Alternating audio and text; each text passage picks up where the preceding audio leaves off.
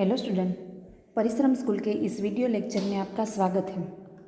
अगले वीडियो में हम बात कर रहे थे चैप्टर 15, पाठ है दाज्यू, प्रकार है कहानी, लेखक है शेखर जोशी। अगले वीडियो में हमने बात की थी कि पहाड़ी इलाके के जगदीश बाबू जब पहली बार कैफ़े में प्रवेश करते हैं तो उसका परिचय 9-10 वर्ष के एक पहाड़ी लड़के का से होता है। जगदीश बाबू चाय पीने के लिए उसी कैफ़े में आते हैं। वे उस पहाड़ी लड़के से प्रभावित होते हैं और उन्हें देखकर और वह लड़का भी जगदीश बाबू को देखकर मुस्कुराता है। लड़का उन्हें पूछता है, चाय साहब? लड़के के ये दो शब्द सुनकर जैसे उनका अकेलापन दूर हो गया। दोनों में बातचीत होती है। वह अपना नाम मदन बताता है।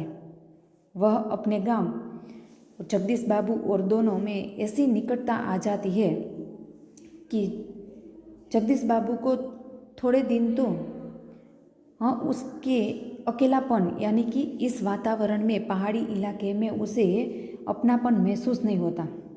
वह निर्जन एकांत स्थानों में अपने आप को अकेलापन महसूस करता है और उसके विपरीत वह कभी कभी सैकड़ों नर नारियों के बीच यानी कि कोलाहल वातावरण में रहकर भी सूनेपन की अनुभूति करते हैं। वह बातों बातों में उस दोनों के बीच में ऐसा एकाकीपन यानी कि निकटता आ जाती है कि एक दिन जगदीश बाबू अजीबपन यानी कि बिल्कुल उसकी निकटता अजनबीपन था वो बिल्कुल दूर हो गया। जगदीश बाबू जब भी कैफ़े में आते थे तब वो लड़के के सामने देखते थे। जगदीश बाबू ने जब आधी जली सिगरेट के साथ कैफ़े में प्रवेश किया और वह लड़का उसके सामने आया तो उसने पूछा कि तुम्हारा नाम क्या है? तब उसने बताया कि मेरा नाम मदन है। अच्छा मदन, तुम कहाँ के रहने वाले हो? और वह और चीज जानने की जिज्ञासा से उसे आगे पूछते हैं कि तुम्हारा नाम क्या है? तो वह बताता है कि मेरा नाम मदन है। और जानने की इच्छा से वह आगे पूछता है कि तुम कहाँ के रहने वाले हो? पहाड़ का हो। तब मदन उसे बताता है कि पहाड़ का हो बाबूजी। पहाड़ तो सैकड़ों है। तुम किस पहाड़ी क्षेत्र के हो? तभी मदन उसे बताता है कि अल्मोड़ा साहब, अल्मोड़ा। अल्मोड़ा में कौन से गांव का है? पहली बार उसे गांव, जिले या पहाड़ का बारे में पता चला और विशेष जानने की गरज से जगदीश बाबू ने पूछा कि तुम अल्मोड़ा के कौन से गांव के हो? इस प्रश्न के उत्तर में उसे संकोच में डाल दिया और गांव की ओर अपना गांव का नाम डोटियालगो हो बताता है। तब जगदीश बाबू के चेहरे पर एकाकीपन की स्याही थी वो दूर हो गई और उन्होंने मुस्कुराकर बताया कि वो भी उसके गांव के निकट के गांव का ही रहने वाला है। तो जैसे प्रसन्नता के कारण मदन की आंख हाथ से ट्रे गिर गई और उनके मुंह से शब्द निकलना चाहा, फिर भी वह निकाल नहीं सकता। फिर लौट लौट कर देखने का प्रयत्न कर रहा था अपने आप को। तब तभी उसे अतीत की याद आ जाती है। तब वह कहता है कि पहाड़ी इलाके में वह जगदीश बाबू को किस रूप में देखना चाहता है? माँ का। पहाड़ी क्षेत्र में ईर्जा यानी कि ईर्जा शब्द को माँ को पहाड़ी इलाकों में ईर्जा कहते हैं। ईर्जा तो कि नहीं, बाबा नहीं, दादी, दीदी नहीं, छोटी बहन नहीं, भूली यानी कि छोटी बहन, दाज्यू, हाँ दाज्यू कहकर पहाड़ी इलाकों में, उत्तराखंड के पहाड़ी इलाकों में बड़े भाई को दाज्यू कहते हैं और इसमें बड़े भाई को विशेष महत्व दिया गया है। तो कि हाँ दाज्यू। 2-4 दिनों में ही मदन और जगदीश बाबू के बीच की अजीबपन की दूरी ही दूर हो गई और जब भी जगदीश बाबू कैफ़े में आते थे तो दाज्यू जय हिंद से वह सुबह की शुरुआत करते हैं। दाजियो आज तो ठंड बहुत है। दोनों के बीच ऐसी बातचीत होने लगती है कि वह एक दूसरे को बड़ा भाई या छोटे भाई से बात कर रहा हो, ऐसी निकटता जगदीश बाबू और मदन के साथ होती है। तभी मदन जगदीश बाबू के कहते हैं कि आज तो ठंड बहुत है दाजियो, क्या यहाँ भी हिम पड़ेगा? दाजियो आपने तो कल बहुत थोड़ा कम खाया था। तभी किसी ओर से बोई की आवाज़ पड़ती है और मदन उस आवाज़ की प्रतिध्वनि कि दूसरी टेबल से बैठे लोग उसे बोई कहकर पुकारते हैं कि प्रतिध्वनि, और उसी क्षण वो उसके पास पहुंच जाता है ऑर्डर लेने के लिए। और जाते जाते जगदीश बाबू से पूछता है कि दाजियो कोई चीज़, पानी लाओ। तब जगदीश बाबू उसे कहता है कि पानी लाओ। लाया दाजियो शब्द को उतनी ही आतुरता से और लगन से दोहराता था कि जिसे किस दिन अपनी माँ अपने बेटे को चूमती है। कुछ दिनों के बाद जगदीश बाबू का अकेलापन दूर हो गया। उन्हें अब कैफे, चौक और सारा शहर अपने आप के रंग में रंगने सा लगा। परंतु अब उन्हें यहाँ पर कहानी का दूसरा मोड़ आता है कि जब उसके दोनों में परिचय होता है और जगदीश बाबू को जो अकेलापन, एकाकीपन की स्याही थी, वो अपने आप को अकेलापन महसूस कर रहा था, वो मदन के मिल जाने से, अपने पहाड़ी इलाके के गांव के लड़का मिल जाने से और एक दूसरों को निकट आने से उसकी अकेलापन दूर हो गया। फिर मदन उसे बार बार दाजू कहता है तो उसकी प्रतिष्ठा पर आ जाती है और यहाँ पर कहानी का दूसरा मोड़ आता है कि तुम बार बार मुझे दाजियो क्यों कहते हो। दाजियो शब्द की आवृत्ति पर जगदीश बाबू के मध्यम वर्गीय संस्कार जाग उठे और अपनत्व की पत्नी डोर कि वो तुम मुझे बार बार दाजियो कहकर क्यों बुलाते हो, कि मेरी भी कुछ प्रतिष्ठा है। मेरे साथ कभी मेरे दोस्त आए तो मेरी क्या इज्जत रह जाएगी। तुम्हें मेरी प्रेस्टीज यानी कि प्रतिष्ठा का भी जरा भी ख्याल नहीं है। यहाँ तक हमने अगले वीडियो में देखा था। अब हम देखेंगे आगे।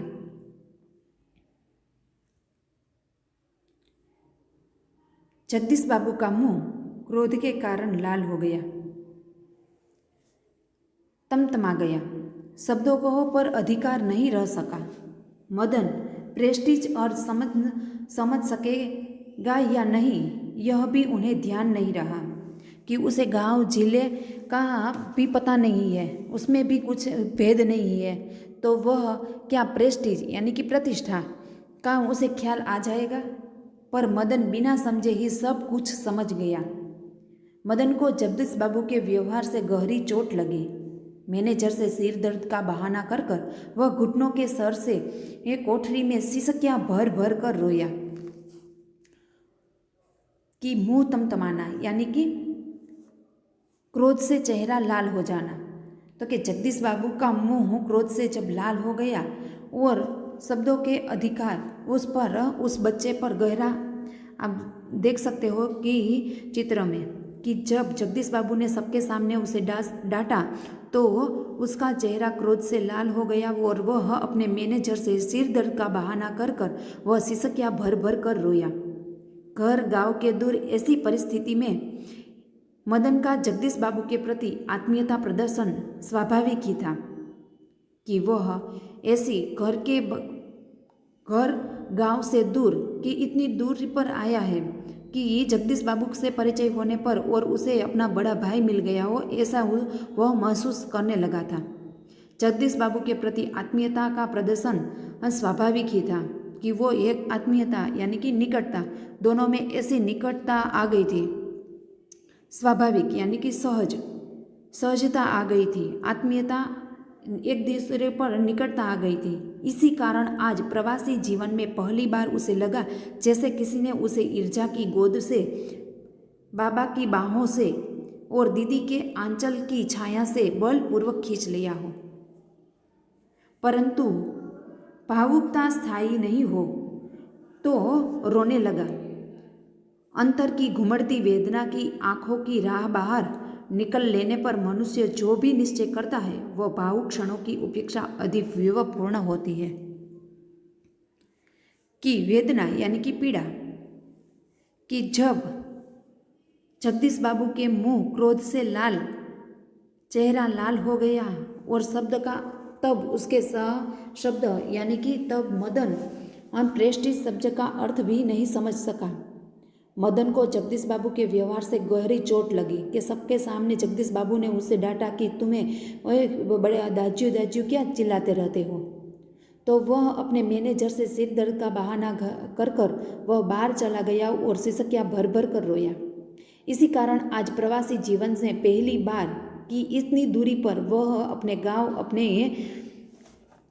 से दूर आया है। तो इस कारण आज प्रवासी जीवन में पहली बार उसे लगा कि जैसे किसी उसने अपनी गोद से कि उसे आज पहली बार ऐसा महसूस हुआ कि जब किसी बच्चे को अपनी माँ की गोदी से, बाबा की बाहों से यानी कि पिताजी की बाहों से, दीदी के आंचल की छाया से बलपूर्वक खींच लिया हो, ऐसा उसको पहली बार महसूस हुआ है। परंतु भाविकता स्थायी नहीं हो रही। वह रोने लगा, पर अंतर की घुमड़ती वेदना यानी कि पीड़ा की आंखों की राह बाहर निकल लेने पर मनुष्य जो भी निश्चय करता है कि वह इतना क्रोधित बाल मन को ऐसी गहरी चोट लगी थी कि वो भावुक क्षणों की अपेक्षा अधिक विवेकपूर्ण होते हैं, कि उसके कोमल मल को ऐसी गहरी, किसी बच्चे को जब हम सबके सामने डांटते हैं तो उसके बाल मन को गहरी चोट लगती है, तो ऐसे ही इस मदन को, इस पहाड़ी लड़के को ऐसी चोट लगी कि वह मनुष्य भी कि ऐसी गहरी वेदना यानी कि चोट लगी कि उसकी भावुक क्षणों की अपेक्षा अधिक विवेकपूर्ण होने लगी। मदन पूर्ववत काम करने लगा। फिर थोड़े दिन बाद थोड़ी देर में वह वैसे ही अपने कैफ़े में काम करने लगा। दूसरे दिन कैफ़े जाते हुए अचानक ही जगदीश बाबू की भेंट बचपन के शाही सहपाठी हेमंत से होने लगी। सहपाठी यानी कि अपने साथ सहपाठी यानी कि साथ साथ पढ़ने वाला। दूसरे दिन कैफे में जाते हुए अचानक ही जगदीश बाबू की भेंट बचपन के सहपाठी हेमंत से होने लगी। कैफे में पहुंचकर जगदीश बाबू ने इशारे से मदन को बुलाया, परंतु उन्हें लगा जैसे वह उनसे दूर दूर रहने का प्रयत्न कर रहा हो। दूसरी बार बुलाने पर ही मदन आया। आज उनके मुंह पर वह मुस्कान न थी और न ही उसने क्या लाऊ दाज्यू कहा। स्वयं जगदीश बाबू को ही कहना पड़ा, 2 चाय, दो आमलेट, परंतु तब भी लाया दाज्यू कहने की अपेक्षा लाया साहब कहकर वह चल दिया, मानो दोनों अपरिचित हों। कि कुछ दिनों के बाद वह ऐसी फिर अपने आप के कैफे में काम करने लगा। उसके बाल मन की चोट को वह भूल गया और फिर काम करने लगा। दूसरे दिन कैफे में जाते हुए अचानक ही उसकी भेंट किससे होती है तो कि जगदीश बाबू से हो जाती है। कैफे में पहुंचकर जगदीश बाबू ने इशारे से मदन को बुलाया, परंतु उन्हें लगा जैसे वह उनसे दूर दूर रहने का प्रयत्न करता हो। जगदीश बाबू को ऐसा लगता है कि मदन को यह गहरी चोट लगी है और उसे पहचानता नहीं हो, इसीलिए उनसे दूर दूर रहने का प्रयत्न कर रहा हो। दूसरी बार बुलाने पर ही मदन उसके पास आया। आज उनसे मुंह से पर पहले जैसी न मुस्कान थी और न ही उसने उसको दाज्यू कहकर पुकारा।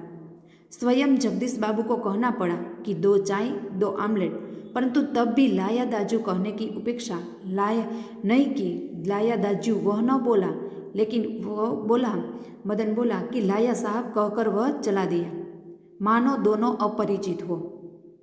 शायद पहाड़िया है, हेमंत ने अनुमान लगाकर पूछा कि जब वह जगदीश बाबू के मित्र हेमंत उसके साथ पढ़ता था, वो कैफे में उसके साथ आता है, तब हेमंत वो उस लड़के को देखकर कहता है कि वह शायद पहाड़ी लग रहा है। हाँ, रूखा सा उत्तर दे दिया जगदीश बाबू ने और वार्तालाप का विषय ही बदल दिया कि हाँ होगा। ऐसा कहकर उसने बात ही टाल दी और दूसरे विषय पर बात करने लगे। मदन चाय ले आया था। क्या नाम है तुम्हारा लड़के? हेमंत ने मदन से पूछा कि तुम्हारा नाम क्या है? हेमंत ने एहसान चढ़ाने की गरज से पूछा कि उस बच्चे के प्रति उसका बात करने की जिद से वह पूछा कि तुम्हारा नाम क्या है? कुछ क्षणों के लिए टेबल पर गंभीर मौन छा गया। कि जगदीश बाबू और हेमंत और मदन तीनों कुछ बोले नहीं और कुछ क्षण के लिए, थोड़ी देर के लिए वह मौन सा छा गया। जगदीश बाबू की आंखें चाय की प्याली पर ही झुक गई। मदन की आंखों के सामने विगत स्मृतियाँ घूमने लगी। जगदीश बाबू का एक दिन ऐसे ही नाम पूछना, फिर दाजू आपने तो कल थोड़ा ही खाया, और एक दिन किसी की प्रेस्टीज का ख्याल नहीं रहा तुमने, कि कुछ दिन तो कुछ क्षण यानी कि समय तक थी तो टेबल पर यही गंभीर मौन छा गया। जगदीश बाबू की आंखें चाय की प्याली पर ही झुकी रह गई। मदन की आंखों के सामने विगत स्मृतियाँ घूमने लगी कि उसके सामने ही जैसे एक दिन जगदीश बाबू ने मदन से पूछा था कि तुम्हारा नाम क्या है, तुम कहाँ के रहने वाले हो। तभी उस दोनों के बीच में परिचय हुआ था और दोनों एक दूसरे के निकट आ गए थे। आज उसके मित्र हेमंत ने जगदीश बाबू की तरह ही उस लड़के से पूछा कि तुम्हारा नाम क्या है। तब जगदीश बाबू के मन में ये तीन बातें उसके सामने आ जाती है। जगदीश बाबू का एक दिन ऐसे ही नाम पूछना, फिर दाजू आपने तो कल थोड़ा ही खाया, और एक दिन किसी की प्रेस्टीज का ख्याल नहीं रहा तुमने। ये तीन बाबू जगदीश बाबू के सामने एक ऐसी स्मृति करके सामने आ गई। जगदीश बाबू ने आंखें उठाकर मदन की ओर देखा। उन्हें लगा जैसे अभी वह ज्वालामुखी सा फूट जाएगा। कि जगदीश बाबू ने जब मदन की ओर देखा तो उसका चेहरा, मदन का चेहरा ऐसा लाल हो गया था कि अभी भी ज्वालामुखी फाटेगा। हेमंत ने आग्रह के स्वर में दोहराया, क्या नाम है तुम्हारा। कि जब जगदीश बाबू के मित्र ने उसे फिर से आग्रह करके पूछा कि तुम्हारा नाम क्या है। बोई कहते हैं साहब मुझे। तब मदन कहता है हेमंत से कि बॉयज कहते हैं साहब मुझे। संक्षिप्त सा उत्तर देकर वह मुड़ गया। कि ऐसा ही जवाब देकर वह वापस चला गया। आवेश में उसका चेहरा लाल होकर और भी अधिक सुंदर हो गया था। कि आवेश में वह काम कर रहा था और ऐसा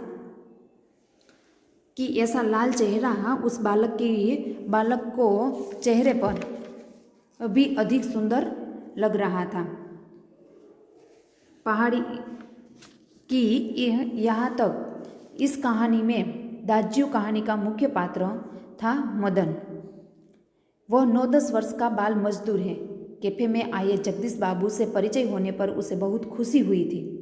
वे उसके गांव के पड़ोसी गांव के थे, जहाँ बड़े भाई को दाज्यू कहते हैं। कोमल मन के मदन को ऐसा लगा था जैसे उसे उसका बड़ा भाई ही मिल गया हो। दोनों के संबंध में बड़ी निकटता आ गई थी। लेकिन एक दिन दाज्यू कहने पर जब जगदीश बाबू ने उसे डांटा तो उनके कोमल मन पर गहरी चोट लगी। जिसे वह बड़ा भाई मानता था, उसका बुरी तरह डांटना वह सहन न कर सका। मैनेजर से सिर दर्द का बहाना करके वह सिसकियाँ भर भर कर रोया। इसके बावजूद जगदीश बाबू उसके दाज्यू नहीं रहे, वह उनके लिए सिर्फ एक बोई रह गया। ये कहानी बाल मन की मार्मिक संवेदना का चित्रण किया गया है। इस कहानी में जगदीश बाबू ने बाल मन की संवेदना का यहाँ पर मार्मिक चित्रण यानी कि सुंदर कहानी पहाड़ी इलाके के 9-10 वर्ष के बालक की है। इस कहानी की दाज्यू कहानी की PDF मैं आपको भेज दूंगी।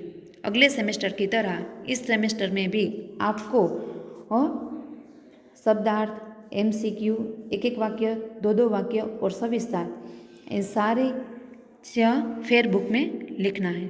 Thank you.